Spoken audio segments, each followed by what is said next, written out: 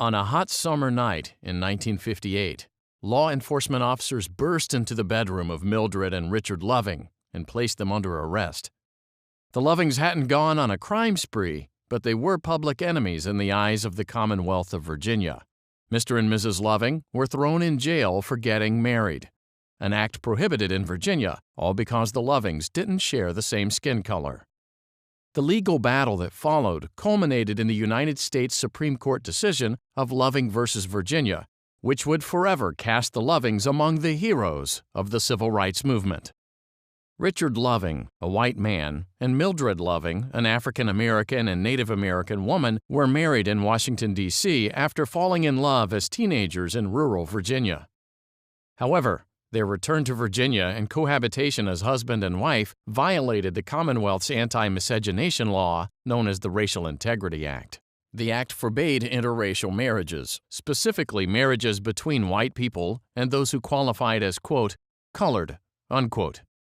After their arrest, both Mr. and Mrs. Loving pled guilty to violating the anti-miscegenation law. Rather than serving 1 year in prison, the Lovings accepted a suspended sentence and were banished from Virginia for 25 years. The Lovings later filed a motion to vacate the state court judgment, which the trial court denied.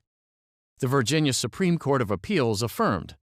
The United States Supreme Court granted cert. The issue before the court was whether a state law prohibiting marriage exclusively on the basis of race was constitutional under the 14th Amendment. In an opinion by Chief Justice Warren, the court unanimously held that state interracial marriage bans violate both the Equal Protection Clause and the Due Process Clause of the 14th Amendment. In so doing, the court applied strict scrutiny. To pass strict scrutiny, a law's use of racial classifications must be necessary to further a compelling state interest and be narrowly tailored to further that interest. On the equal protection issue, Virginia contended that a more deferential, rational basis analysis should apply because the statute punished members of both races equally. The court rejected this argument, noting that the law forbade only interracial marriages involving white persons. The court determined that the statute drew a racial classification on its face, thus warranting strict scrutiny.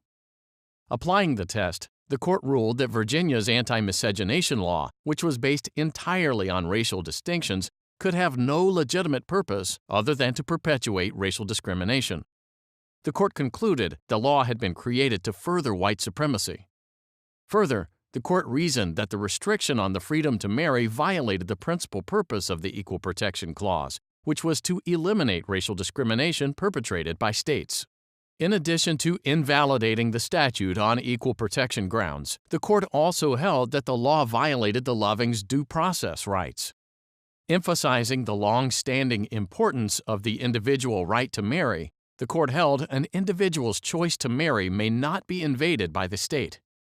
In the court's view, depriving individuals of such a fundamental right on the basis of race violated the Due Process Clause. Accordingly, the court reversed the judgment of the Virginia Supreme Court of Appeals and overturned the Lovings' convictions. Justice Stewart wrote separately to emphasize his continued belief that laws criminalizing behavior only when perpetrated by a member of a particular race are repugnant to the Constitution. Loving was a major step forward for the civil rights movement.